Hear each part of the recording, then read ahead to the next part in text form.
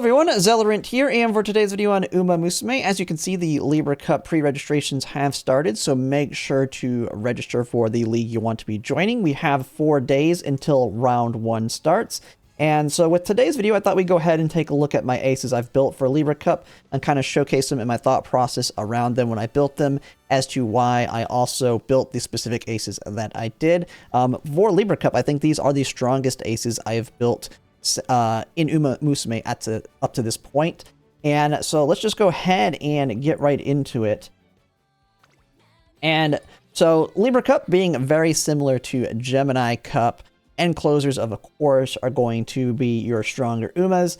And so the first two we're going to take a look at are going to be my Gold Ship and Narita Taishin. They're going to be the ones that'll probably end up winning the most races. And then after that, I have a McQueen Pace Chaser that I've built around being a lucky pace. And so first we'll take a look at my Gold Ship here. And so Gold Ship was the first one I built, and I had 2 different ideas when it came to building my parents for Gold Ship and Narita Taishin. Kind of have some regrets on how I approached it, because I went a different direction than a lot of other people did. So one of the ideas was to get a lot of stamina sparks and then use power cards to bulk up your power, as well as meeting the stamina requirements, especially on Gold Ship since she has 20% in stamina. So you could easily get, say, max power if you're a whale. I'm saying this from a whale perspective. I have a lot of strong cards in that respect. So I could potentially have maxed power and still meet the stamina objective. But because I was going to be bringing a Narita Taishin as well, who has 20% in guts, I wanted to go the direction of bringing a lot of power sparks and using stamina cards instead. So that way, on a Narita Taishin especially, I could hit stamina and then take advantage more so of that 20% on guts. And so, while it worked out pretty decently for her, it kind of hurt me on the Gold Ship building, in that with the 20% in stamina, I went with this deck right here. And I kind of swapped around here, whether it was using my rare Rico card, because I was unfortunately very unlucky on the Rico banner. And so I tried using rare while borrowing a MLB Sweep Tosho versus using my Zero Limit Break Sweep Tosho and borrowing MLB Rico. It didn't really seem to make too much of a difference. She is fairly strong as a speed card on that aspect, but then again, I think it might have just been bad RNG the first time around. I probably would actually swap again, use the rare Rico, and borrow the MLB Sweep Tosho in that case. Also, I kind of wish I would have used Tamamo Cross stamina over Tazuna. If I had the chance to rebuild this, I would probably use my MLB Tamamo Cross you still get Tail Held High, which is the main reason I brought Tazuna, but then it would have probably made my stamina a little bit healthier in that side. But overall, with my parents and grandparents here, I went heavy on the power side of things, 3 power, 3 long, borrowing a 3 power, 3 long, with the target of trying to get Umastan as well discounted. Also, Narita Taishin needs, I was trying to get Umastan on her as well, which was kind of the reasoning for that. Unfortunately, when we look at her, I did not luck out into getting it. Not too big of a deal, though. Same grandparents here. And then on the parents themselves, I just got a 2 stamina, 2 long there, and a 2 stamina, 3 turf here. Very, very nice getting that 3 turf on Biwa Heahide here. Because as you can see, I was able to pull off the S turf, S long. As soon as I got that with decent enough stats, I called it good. Because this is about a 5% chance with the current build here. Stats were high enough, and I was happy with what I got here, even if power is a little bit lower than I would like in my build. But that's my Gold Ship here. As you can see, since stamina is a little bit lower than I would have liked, I did have to double up on the recovery skills. If I could have got it more to that 1100, 1150, I could have probably gotten away with just swinging Maestro and got some more mid-game skills. But overall, she does really, really well. No stopping me, procs decent enough, and then she does have straightaway spurt with, of course, Umastan, and then she also can easily get Tail Held High off for positioning alongside with her ult. So, quite strong. But the one that actually came out the strongest of all of my Umas going into Libra Cup is going to be my Narita Taishin here. And she is the one that I had to work on the most.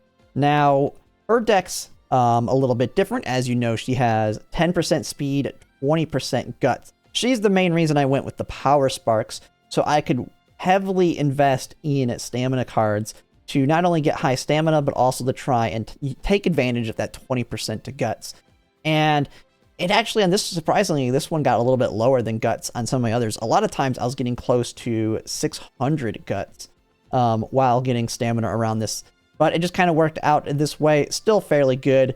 But what I really liked on this build is because I was able to go heavy in the stamina while also using 2 speed with Rico, what it did was basically I got enough power off of it. I got enough wit. I think I got a few poppers on wit. So I got wit all the way up to 474 here.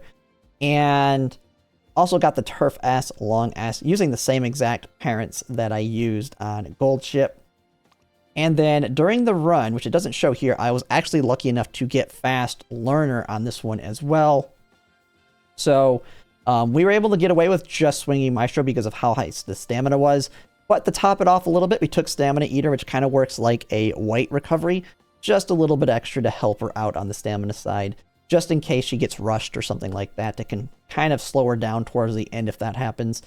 And then we were able to get in Professor of Curvature, which very, very strong. It can activate twice in a run. Same thing with Straightaway Adept. It's this and Beeline Burst. I think a lot of people overlooked it, but if this pops off right off the bat, not only does it help positioning in the beginning, it then can activate again at the end of the race and give you a nice speed boost.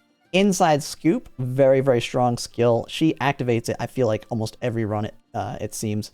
Very strong. Alongside, if she activates that and her ult, she gets a massive speed boost, which, if she's already activated No Stopping Me or is activating around that time, helps her push all the way from last place into first, which she does on occasion. While Gold Ship with her ult has a stronger ability to get farther up to then launch, she does not need that as much, and can launch from the back and utilize all these skills to push all the way into first place. And she actually does seem to win more often than my Gold Ship. And just like my Gold Ship, I got Turf S and Long S on her. That this Biwa Hitahide with her Turf 3 really paying off. And so I could very well see these parents potentially being used again going into Sagittarius Cup, which is a similar one, except less stamina is needed because it's only 2,500 meters. So overall, pretty good right there. And then we do have my last ace. This was the one that was the trickiest to build and definitely my weakest, but still does fairly well. Now, if I can find her. Okay, it's this one right here. So this is my McQueen. Of course, I stopped trying to build her after I got this luck on her. I got the Turf S, Long S, even though she didn't come out exactly how I would like her in some of the skill aspects. With the very high power alongside Turf S and having Umamusume, if there's no front runners, she's very good at getting the lucky pace, which is what I completely built her around. And the only ones that really beat her out are other ones that are similar in strength or ones that have the groundwork set up, which I'm anticipating I won't run into very often in the champions meeting. So if I just have that bad luck in the finals, I'll have that bad luck and then she dies there. I mean, she can easily just be killed off by a very strong front runner as well.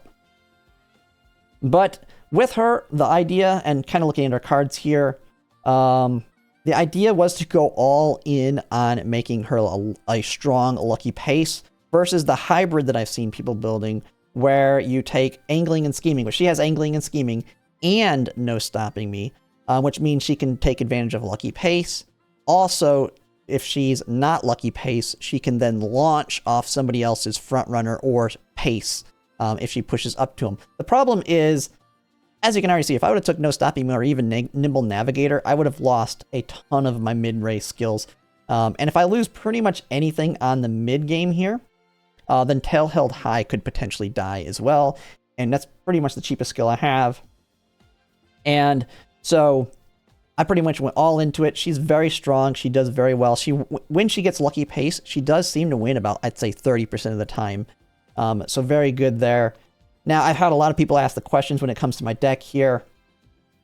I mean, of course, I went Tamamo Cross MLB for that tail held high, plus a very good stamina stat stick and training effectiveness. Super Creek for that swinging maestro. Biko and Kita-san for big speed stat stick. A lot of people ask about Gold Ship and why I would use her. She's not that good. And especially you would ask that question when you look at my skills here. And I just couldn't afford it, but she has Inside Scoop and the gold version of it, Innate. I think it's Innate something. But it's very, very strong end race skill. It basically works just like her ult, that you can pair it alongside her ult and give her a very strong speed boost to keep herself in the lead against all those rushing end closers, that especially if they get no stopping me off. It would have been very strong if I could afford the skill here to help keep her in the lead through that increased speed. That was the entire point of her being there, plus being a speed card. She's not terrible as a speed card. She's just a floating speed card, so a lot more RNG.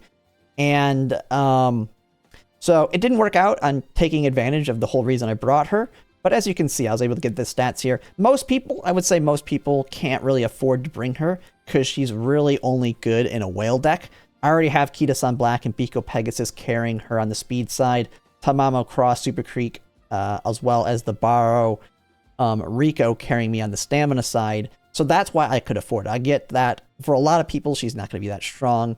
But that Inside Scoop and I think it's Innate Experience are just that strong that if you already have everything else covering you, Gold Ship is great to bring. But it didn't work out, didn't get her skill. Still very strong. I mean, she can pack basically with Professor of Curvature, Swinging Maestro, and the long straightaways and Pace Chaser corners. She has a very good shot of getting tail held off. Most of the time she does. And so that's kind of why I went that direction. And then, yeah, her ult's already strong enough to kind of help keep her in the lead as a lucky pace, alongside with angling and scheming to get her that initial acceleration when she's in first. She works out pretty well. I expect her to do the best in rounds 1. And then she'll probably fall off a little bit in rounds 2 when we get a little bit stronger. And then it's just a gamble at that point going into the finals. But very, very nice. And I think that works out a lot better than taking 3 end closers, because my other idea was to potentially bring like an end closer, Mayano Top Gun, and then just have 3 really strong ones. But then that gives someone else the advantage of lucky pace, which my McQueen can shut down. And another nice thing, kind of bringing it up, if someone does bring a front runner, if they're not strong, or if they're trying to do a launch off of them, like they're bringing like a runaway Silent Suzuka that's going to die for a Pace Chaser, she generally is going to be in the front of the Pace Chaser pack because of how much power she has and Umastan. And then she's going to actually pass. She, most of the time, will pass the front runner before angling and scheming would trigger anyway. So she'll still get angling and scheming off. So there's been a couple occasions where if she had no stopping me, she could have taken advantage of it. But it's not often enough that I regret not having it. Because like I already said, I mean, my Narita Taishin and Gold Ship should be getting the majority of my wins. She's just there to top them off and make it a little bit higher when I have some bad luck on them. And she gets that lucky pace slot. But yeah, that's pretty much it. That is my team going into the Libra Cup. And so now I'm just 100% focused on Scorpio Cup. I'm already starting to kind of make videos for that, for those who are working on it. But yeah, if you like my content, if you can like, comment, and subscribe, it really helps. And thanks for watching.